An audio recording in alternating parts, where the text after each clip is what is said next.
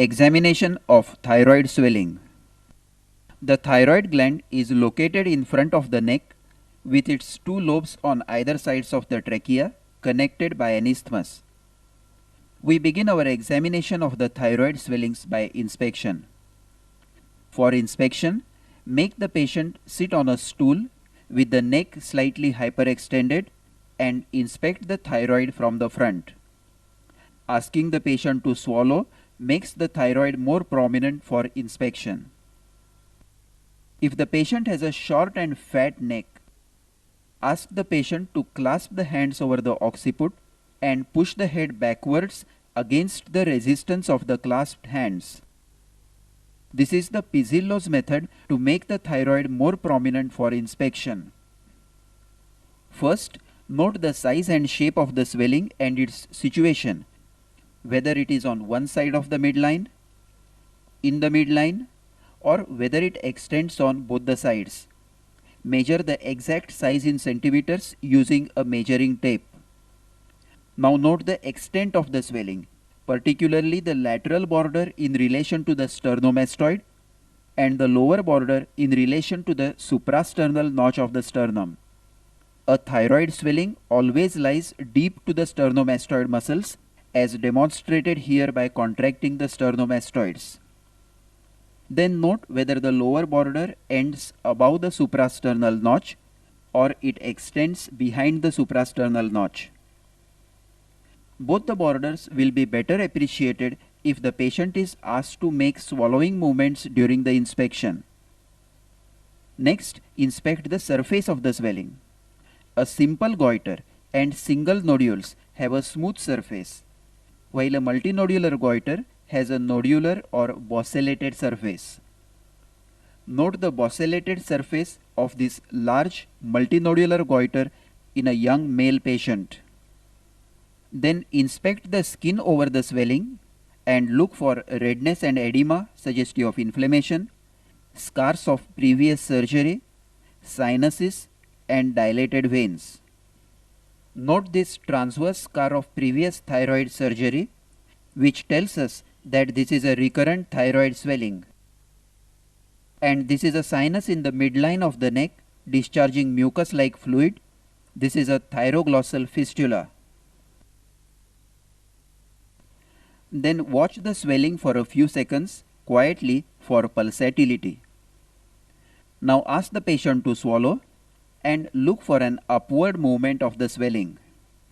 A thyroid swelling characteristically moves upwards during deglutition, as it is enclosed in the pretracheal fascia, which is fixed to the thyroid cartilage. So when the superior constrictors of larynx pull the thyroid cartilage up during deglutition, the thyroid also moves up and down.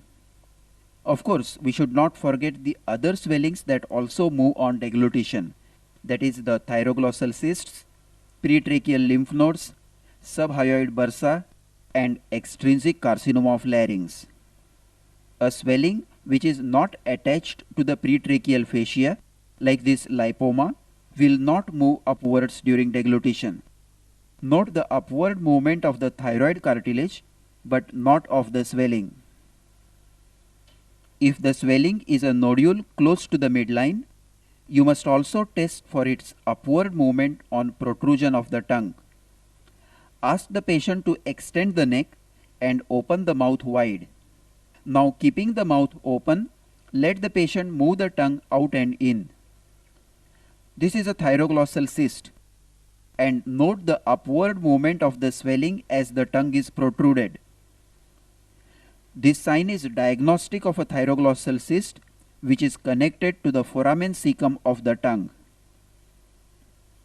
A thyroglossal fistula also moves upwards on protrusion of the tongue, as the fistula is connected to the foramen cecum. And of course, it also moves up with deglutition.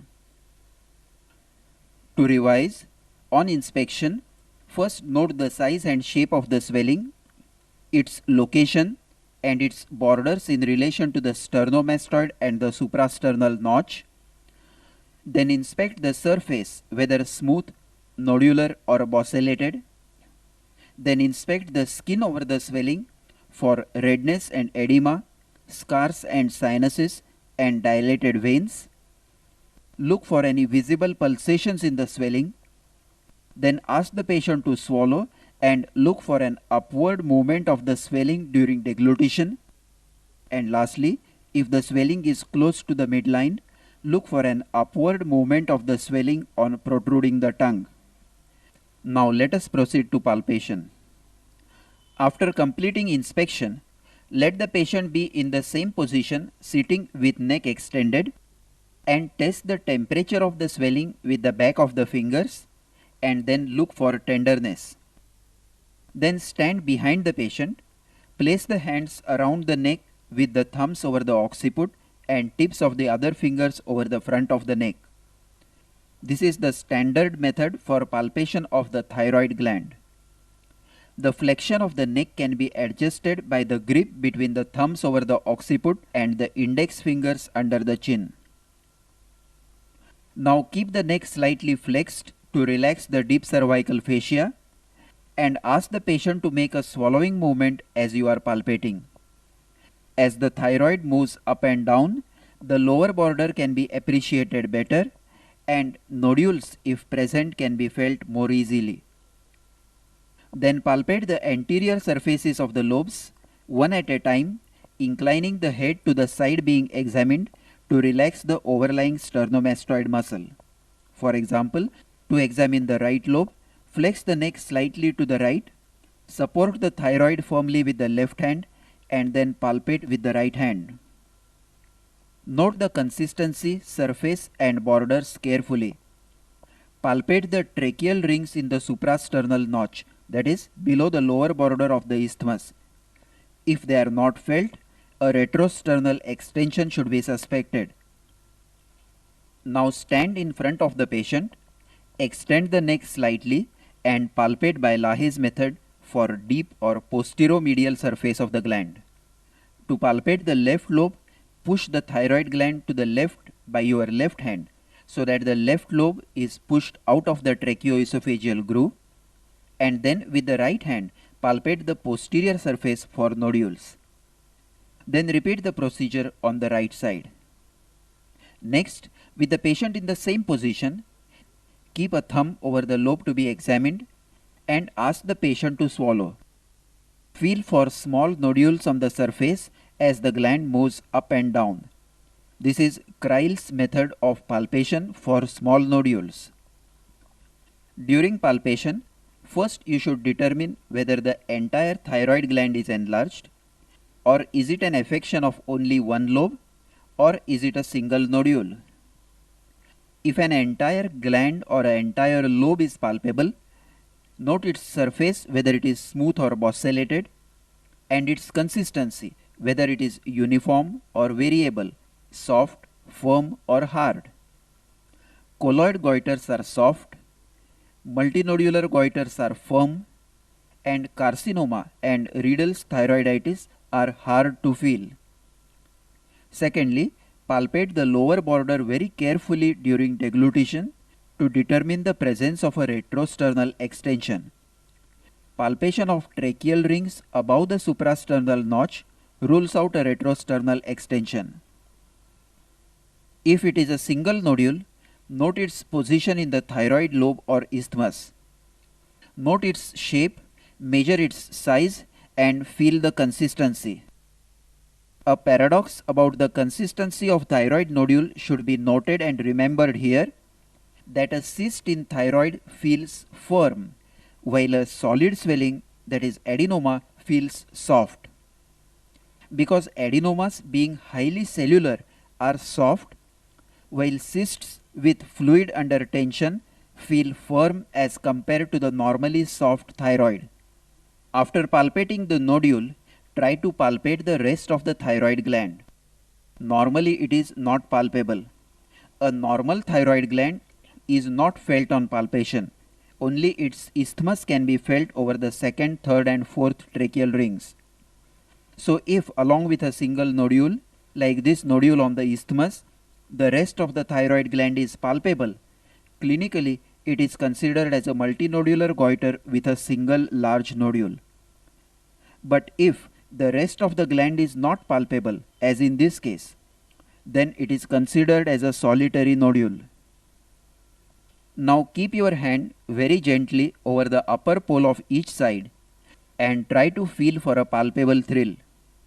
Thrill over the upper pole, akin to the feel of purring of a cat, is diagnostic of a primary toxic goiter. Next, pinch the skin over the swelling to look for fixity to skin and test the mobility of the swelling in vertical and horizontal directions. Fixity in any direction suggests malignant infiltration or thyroiditis. Now palpate for the trachea and carotid pulsations. To palpate the trachea, first note the position of the larynx and palpate the trachea downwards.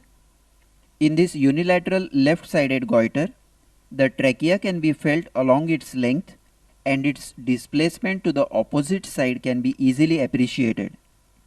In a bilateral goiter, the trachea may be difficult to feel. So note the position of the larynx and the position of the trachea over the suprasternal notch to get an approximate idea of the position of the trachea.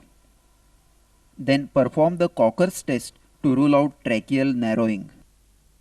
Ask the patient to extend the neck and take heavy, deep breaths through open mouth. Now compress the swelling from both the sides. Appearance of stridor on slight compression of the lateral lobes indicates narrowing of the trachea, and this is a positive Cocker's test. Listen to the stridor on compression of the lateral lobes. This is typically seen in the scabbard trachea of large and long-standing multinodular goiters, where trachea is compressed from both the sides and becomes a antero-posterior slit like the scabbard of a sword. So lateral compression immediately produces obstruction and stridor.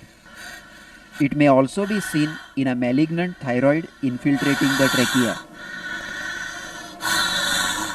Now palpate the carotid artery pulsations against the transverse process of the 6th cervical vertebra between the posterior border of thyroid and the sternomastoid. In a unilateral goiter, first palpate the normal side for normal feel of the carotid pulsation and then compare it with the affected side. If the goiter is large, the carotid sheath will be pushed backwards, but the pulsations will always be well felt in spite of the backward displacement in a benign goiter. But in a malignant goiter, the carotid pulsations may be felt weak or obliterated due to malignant infiltration of the carotid sheath. This is a positive Berry's sign, that is, obliteration of carotid pulsation in malignant thyroid. To revise, we palpate by the standard method, Lahaye's method and Kreil's method. Note on palpation the exact size and shape of the swelling and identify its borders. In particular, palpate the tracheal rings in the suprasternal notch to identify a retrosternal extension if any. Then note the surface and the consistency of the swelling and palpate carefully by Lahaye's method and Kreil's method for small nodules within the gland. In case of a single nodule, note whether the rest of the gland is palpable. Now look for a palpable thrill over the upper pole and for fixity to skin or deeper structures. Lastly, palpate the trachea and the carotids. Trace the trachea, look for deviation from the midline, and if goiter is large or bilateral, perform the Cocker's test. Lastly, palpate the carotids behind the posterior border of the swelling. Now let us proceed to percussion and auscultation. Percuss directly over the manubrium sterni or use a heavy percussion stroke. Normally the note is resonant due to air in the trachea behind the manubrium sterni. If the percussion note is dull, suspect a retrosternal extension of thyroid which descends between the trachea and the sternum and comes to lie between the manubrium sterni and the air column. Auscultation. Auscultate over the swelling, paying more attention at the upper poles for a systolic bruit. Bruit is diagnostic of primary toxic goiter and is due to markedly increased vascularity of the gland. Having completed the examination of the swelling and concluded that it is a thyroid swelling, now you should look specifically for signs of thyrotoxicosis, signs of myxedema, signs of retrosternal extension, and signs of metastasis. Signs of thyrotoxicosis. First, let us look for the eye signs. Ask the patient sitting upright on a stool to look horizontally forwards towards a distant object at eye level. Normally, the lower lid just touches the limbus at 6 o'clock, while the upper lid covers the upper margin of the cornea from 11 to 1 o'clock. Limbus is the corneal margin. The early eye signs of thyrotoxicosis are lid retraction, lid lag, and infrequent blinking. The earliest eye sign to appear is the lid retraction with resultant widening of the palpebral fissure, also termed as Dalrymple's sign. Note here the lid retraction which is more prominent in the left eye. The upper lid is retracted due to tonic contraction of the involuntary part of the levator palpebrae superioris, thereby exposing a strip of white sclera above the superior limbus. This results in a typical staring and frightened look of a thyrotoxic patient. This is associated with infrequent and incomplete blinking of the eyes, termed as Stelzweig's sign. Note how infrequently the patient blinks, and when she blinks, it is only partial. Now test for lid lag or von Graff's sign. With the left hand, fix the patient's head to prevent neck flexion or extension. Hold your right index finger in front of the patient's eye at a distance of 40 centimeters and asking the patient to follow the finger, move it upwards and downwards. When the patient looks downwards, the upper lid lags behind and a larger portion of the white sclera is exposed on looking down. This is a positive von Graff's sign. With further progress of thyrotoxicosis, there is actual bulging of the eyeballs due to retroorbital edema and fat deposition. This is termed as exophthalmos. Ask the patient to stare horizontally forwards, and a strip of white sclera is visible between the inferior limbus and the lower eyelid. This has nothing to do with the upper lid retraction, and it is due to actual forward bulging of the eyeball, that is exophthalmos. Now to note the amount or degree of exophthalmos, examine the eyes by Nafziger's method. Stand behind the patient, tilt the head of the patient backwards to observe the eyes in supraorbital plane. The actual protrusion of the eyeballs beyond the supraorbital ridges can be appreciated in this position. Normally, the eyes do not project beyond the supraorbital ridges. Now ask the patient to look upwards with head tilted slightly downwards. Look for the transverse wrinkles over the forehead which are seen in a normal individual in this position.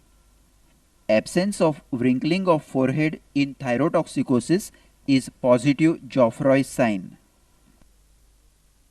If the exophthalmos is limited to one eye, it has to be differentiated from proptosis due to an intraorbital mass. Ask the patient to look downwards and evert the upper eyelid. The eversion is difficult or impossible in exophthalmos due to thyrotoxicosis, while in a case of intraorbital mass, eversion is possible even with very marked proptosis. This is the Gifford sign.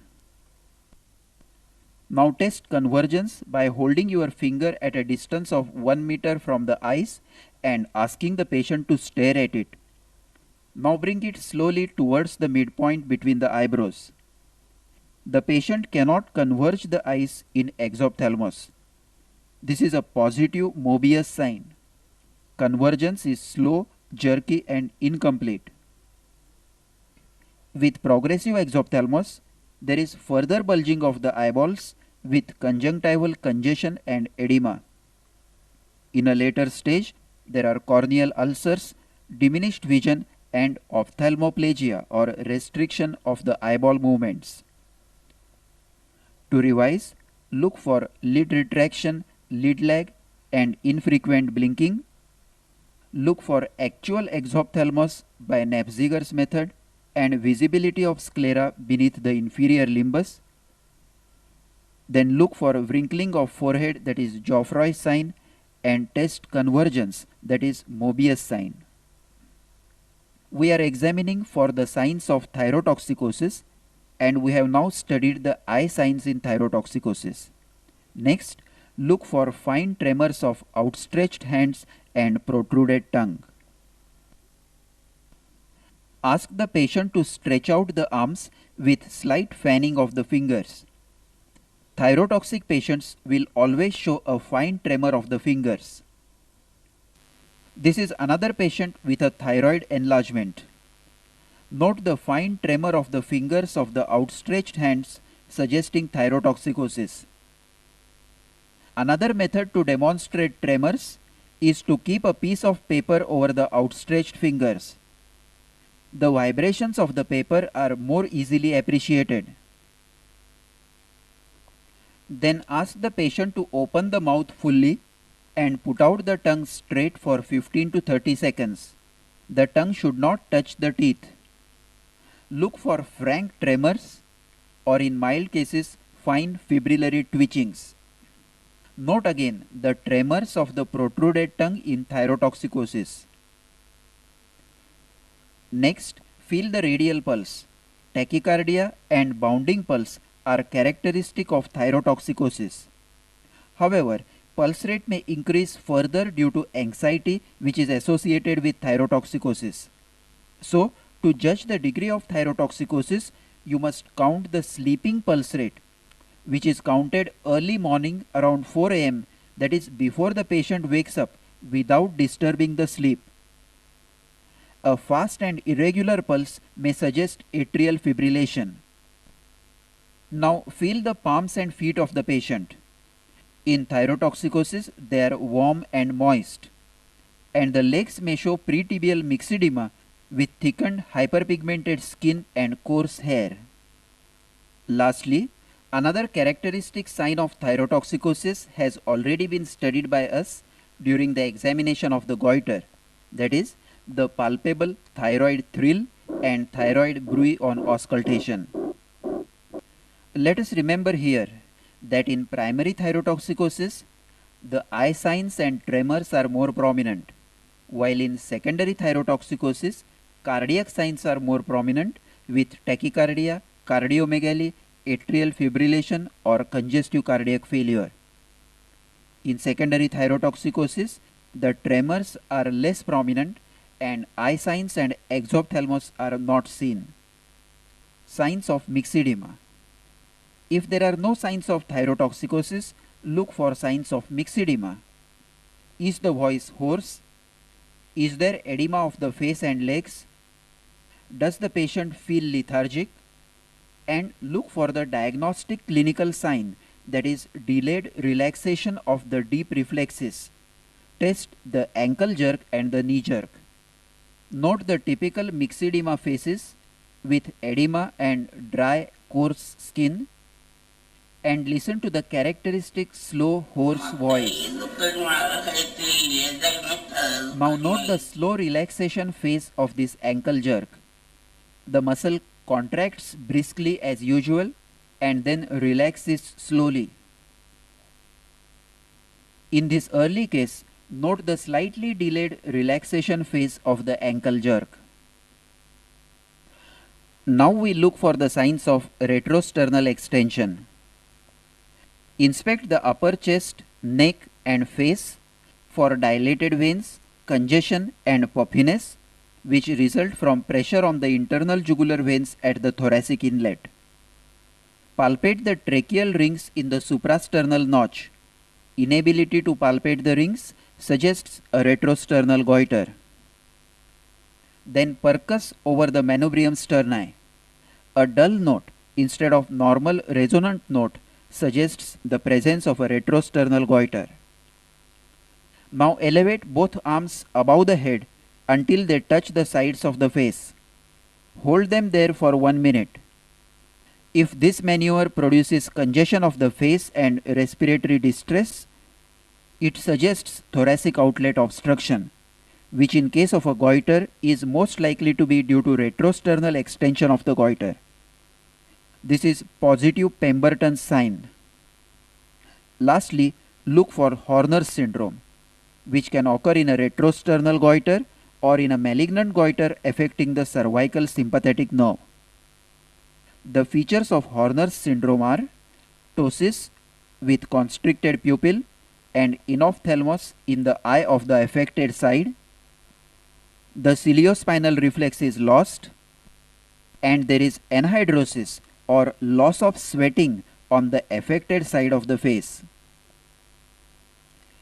Lastly, look for the evidence of metastasis meticulously if carcinoma is suspected. Palpate the neck on both sides for enlarged, hard lymph nodes. Palpate the entire skull surface for hard nodules. Look for bony deformity or tenderness in long bones. Examine the abdomen for nodular liver and ascites. And examine the chest for signs of effusion and consolidation. This concludes the clinical examination of a case of thyroid swelling.